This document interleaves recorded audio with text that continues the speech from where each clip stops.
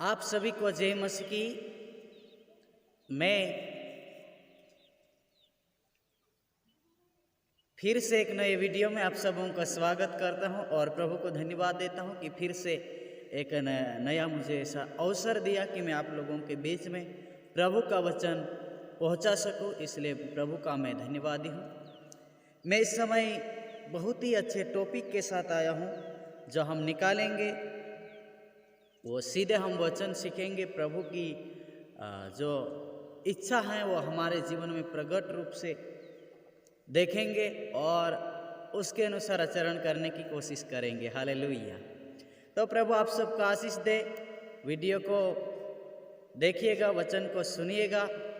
मैं बार बार बताता हूँ, जैसा कि बहुत से लोग गाने और भजन को सुनना ज़्यादा पसंद करते हैं किंतु वचन को सुनना कम पसंद करते हैं। इसलिए मैं बताना चाहता हूँ कि वचन को भी सुनिए, वचन को भी समझिए। वचन भी हमारे जीवन में होना बहुत ज़रूरी है। जैसे मैं हर बार बताते रहता हूँ कि एक सीधे गर्म पानी कर देने से चाय नहीं बनती, वैसे ही मैं आज भी बताना चाहता हूँ कि मसीह जीवन में सिर्फ गीत सुन लेने से, सिर्फ भजन सुन लेने से मसीह जीवन में आगे नहीं बढ़ पाते वो लोग।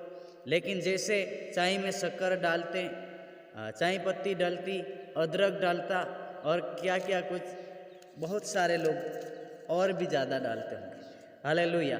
वैसे ही हमारे जीवन में गीत होना भी जरूरी है, आराधना होना भी जरूरी है और यीशु मसीह के वचन होना भी बहुत ज़रूरी है। हालेलुया। तो वचन को भी सुनिएगा, वचन को भी समझिएगा, वचन के अनुसार आचरण करने की कोशिश कीजिएगा।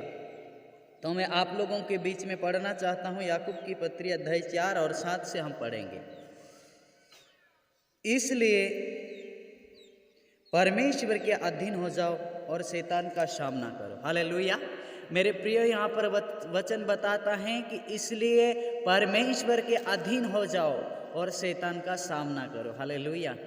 तो परमेश्वर के अधीन होने का मतलब क्या है, यह हमको अच्छी रीति से समझना चाहिए। बहुत से लोग विश्वास तो करते हैं, यीशु को अपना प्रभु तो मानते हैं, लेकिन उनके अधीन में नहीं है। उनके अधीन तब होता है इंसान जब पहला प्रेम प्रभु से करता है, जब वो सारे मन से परमेश्वर की याद करता है, जब वो अपना पुराना स्वभाव, पुराने आचरण को छोड़ देता है, तब वो क्या करता है, परमेश्वर के अधीन हो जाता है। हालेलुया। मेरे प्रियो, परमेश्वर के अधीन होना है तब शैतान का सामना करते। कुछ लोग क्या है, परमेश्वर के अधीन है ही नहीं और शैतान का सामना करते हैं। यानी कि चंगाई प्रार्थना करते हैं, किसी के ऊपर हाथ रख के प्रार्थना करते हैं और क्या क्या बहुत सारे ऐसे ढोंग रचते हैं कि मैं अच्छा मसीही हूँ, लेकिन उसके जीवन में शैतान का राज्य है। शैतान का राज्य तब रहता है जब आपके जीवन में कहीं न कहीं पूरी रीति से आप प्रभु को अपना जीवन नहीं दिया है। Hallelujah, hallelujah.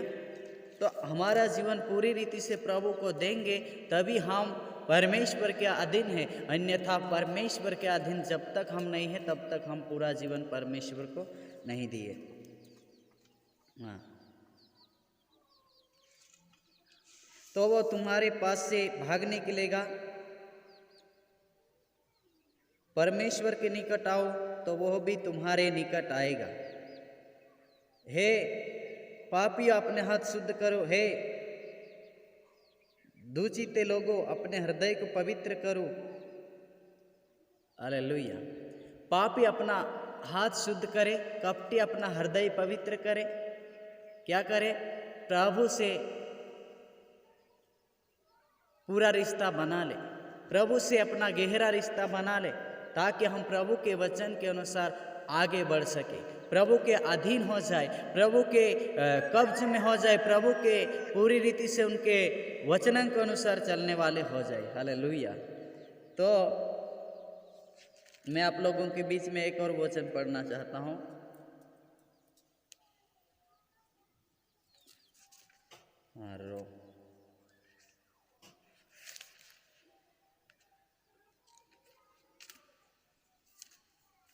रोमियो पढ़ेंगे हम लोग। रोमियो रोमियो अध्याय 6 और 12 पद से पढ़ेंगे। इसलिए पाप तुम्हारे नश्वर शरीर में राज्य ना करे। यहाँ पे वचन बताता है इसलिए पाप तुम्हारे नश्वर शरीर में राज्य ना करे। ये शरीर है नाश होने वाला है, खत्म होने वाला है, लेकिन हमारी जो आत्मा है वो अमर है और हमेशा अमर रहेगी।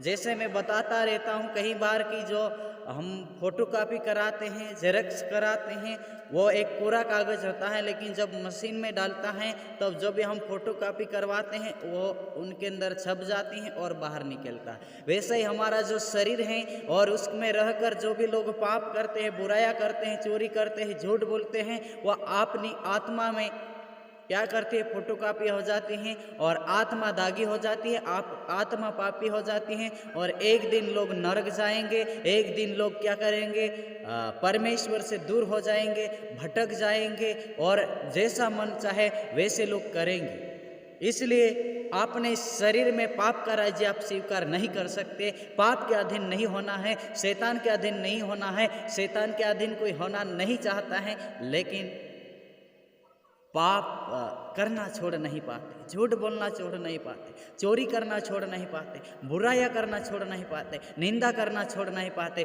इसीलिए शैतान के अधीन लोग हैं। Hallelujah, hallelujah. हाँ, क्या लिखा है, इसलिए पाप तुम्हारे नश्वर शरीर में राज्य न करे कि तुम उसकी लालसाओं के अधीन रहो। आप पाप की लालसाओं के अधीन नहीं रहना है। आपके जीवन में, आपके सोच में, आपके विचार में बहुत अलग अलग तरीके से सोच आते हैं, अलग अलग तरीके से विचार आते हैं और कई प्रकार के बुरे बुरे ख्याल भी आते होंगे, बुरे बुरे विचार भी आते होंगे, लेकिन उसका राज्य, शैतान का जो राज्य है, उसे अपने जीवन में स्वीकार नहीं करना है। हालेलुया। जैसे बाइबल में बताया गया है, मत्ती 15:10 में भी बताया गया है, यीशु मसीहा ने कहा, तुम लोग सब मेरे पास आओ, सुनो और समझो। ना केवल सुनो, ऐसा नहीं कहा, सुनो और समझो, यानी कि उसके ऊपर विचार करो, मनन चिंतन करो कि प्रभु ने क्या बताया, प्रभु वास्तव में मेरे विषय में प्रभु की इच्छा क्या है, यह पहचान है। हालेलुया। यीशु ने जैसा बताया कि जो बाहर से आता है वह मनुष्य को अशुद्ध नहीं करता, वो मनुष्य को खराब नहीं करता, वो मनुष्य को बिगाड़ता नहीं है, लेकिन जो हमारे अंदर से निकलता है, जो हमारे विचार से निकलता है, वही मनुष्य को क्या करता है, अशुद्ध कर देता है। इसलिए पाप का राज्य हमारे जीवन में स्वीकार नहीं करना है।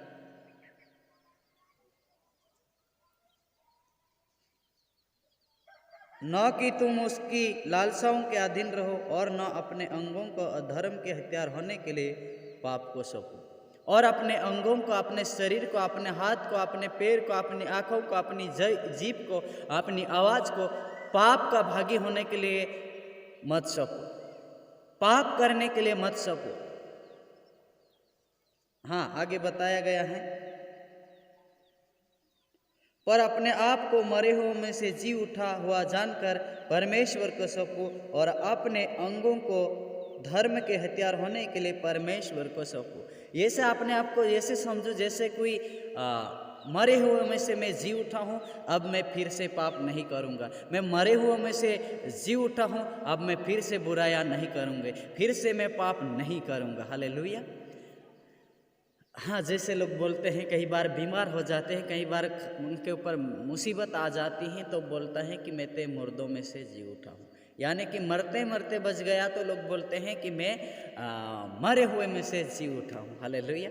तो ऐसा ही प्रभु का वचन भी बताता है कि आपने आपको पुनर्जीवित समझकर, मरे हुए में से जी उठा जानकर आपने शरीर को पाप का भागी होने के लिए मत सौंपो, अपने अंगों को पाप करने के लिए मत सौंपो, अपने हाथ को परमेश्वर के लिए सौंपो। सुबह शाम हाथ उठाया करो और सुबह शाम इस मुंह से परमेश्वर की तारीफ किया करो। हर जगह में जाकर परमेश्वर की महिमा करते रहो, प्रार्थना करते रहो। मेरा टॉपिक है, आपने शरीर को पाप के लिए मत सौंपो, शैतान के लिए मत सौंपो, प्रभु के लिए सौंपो। Hallelujah, hallelujah.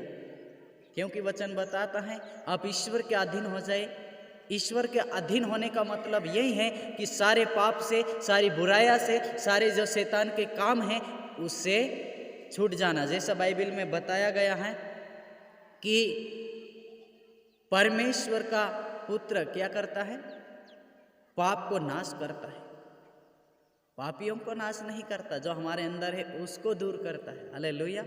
जैसा बताया गया है, जो पाप करता है वो शैतान की संतान है, किंतु ईश्वर का पुत्र इसलिए प्रकट हुआ कि शैतान के काम को समाप्त कर दे, नाश कर दे। हमारे जीवन से जितना भी शैतान का काम है, बुराइयां है, निंदा है, घमंड है, अपने आप को बड़ापन समझना, अपने आप को महान समझना और किसी की बुराइयां करना, किसी को नीचा दिखाना, ये सब जो पाप हैं, व्यभिचार है, बहुत सारे पाप हैं, ये सब हमारे जीवन में है। उसे हम पूरी रीति से दूर करना है और पूरी रीति से मसीह में नए हो जाना है। हालेलुया। तो यह है आज का वचन। प्रभु आप सबको आशीष दे और वचन के अनुसार दिन प्रतिदिन आगे बढ़ते रहे। धन्यवाद।